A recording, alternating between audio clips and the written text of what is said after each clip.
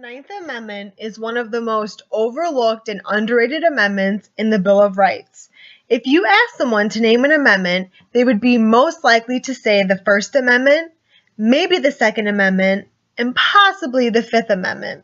The ironic part is that 9 of the amendments in the Bill of Rights do not directly affect almost every single part of your everyday life. However, the Ninth Amendment does just that. When our founding fathers decided to include a Bill of Rights into the United States Constitution, it was because the Anti-Federalists were in objection to its ratification unless they were to include a Bill of Rights. The Anti-Federalists were so fixated on the powers of the federal government not being too strong, and they wanted insurance on the protection of basic liberties for the people. The Federalists eventually gave in, and the Bill of Rights was ratified about 3 years later.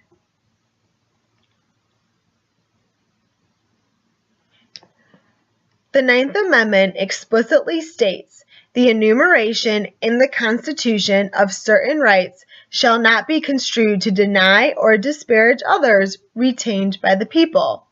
The amendment can be broken down into 2 parts. The first being the enumerated rights in the Constitution. This refers to the rights of the people that are explicitly written out in the Constitution, like your right to freedom of speech, or right to peacefully assemble, or your right to bear arms. The second part are the rights reserved to the people. This refers to rights people have, but they may not know they have them because they are not explicitly stated somewhere in the Constitution.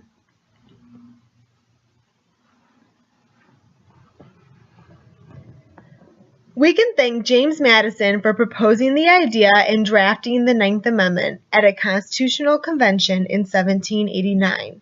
Madison pointed out the fact that citizens have a large pool of rights, and what are we supposed to do? List every single right out in the Bill of Rights? This would lead to unlisted rights, assuming their position with the federal government and not the people. So, near after, Madison drafted the first writing of the Ninth Amendment to ensure all the people's rights were guarded from the big government. Along with a great idea came problems, though. The problem with the Ninth Amendment is figuring out who decides what these rights are that will not be explicitly stated in the Constitution. The Founding Fathers did not feel they had the power to explicitly list out and decide people's certain rights. They were trying to create a less powerful government, after all. This would also lead us back to the problem of listing out every single right a person has, and the possibility of leaving out a right or two that would be wrongfully given to the federal government. This has paved the way for a loose and broad interpretation when the justice system must apply and utilize the Ninth Amendment. So, what are examples of this so very important amendment? It's a great thing you asked. Among other rights, you have the right to travel, the right to own land, the right to get married and to choose who you marry, and women also have the right to have an abortion. You also have the right to privacy, which is partly enforced and implied by the Fourth Amendment. The Ninth Amendment also has relations to the 14th Amendment's Due Process Clause. No state shall deprive any persons of life, liberty, or property without due process of the law. There are 3 infamous Supreme Court cases which justify unenumerated rights in the Ninth Amendment and their relation to the 14th Amendment clause.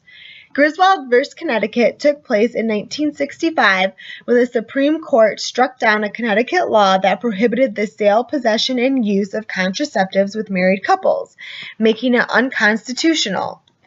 The justices upheld the ruling by referring to the unenumerated rights held by the people, which included the right to buy, use, and possess contraceptives no matter their marital status.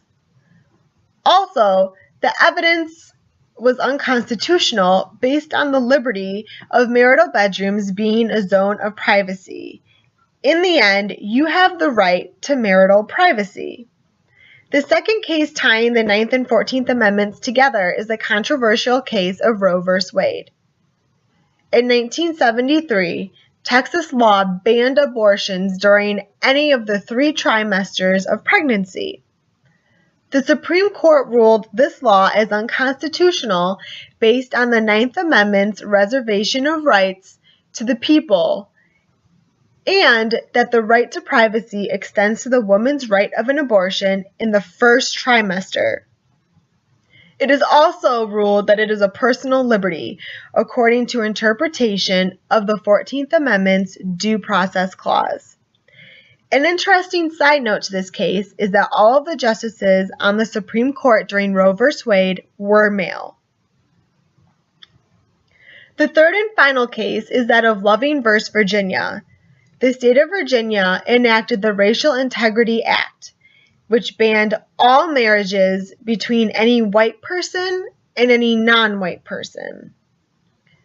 The Lovings were an interracial couple who married in the District of Columbia and returned to Virginia to live out their lives.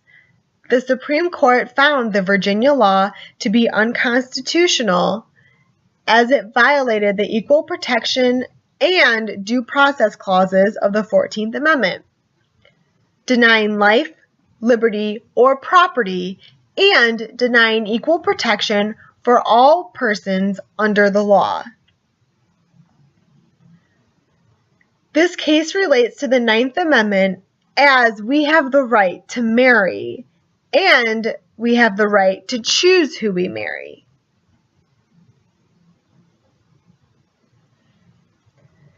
As you can see, the 9th Amendment is very broad and powerful. It relates closely to our everyday lives and grants us certain rights we, on the other hand, may very well not have. Every time you hug your loved ones, travel around the world, set up a dating profile, further your education by enrolling in college courses, or wear hot pink spandex, take a minute to thank James Madison for initiating and drafting the 9th Amendment that we know and love today.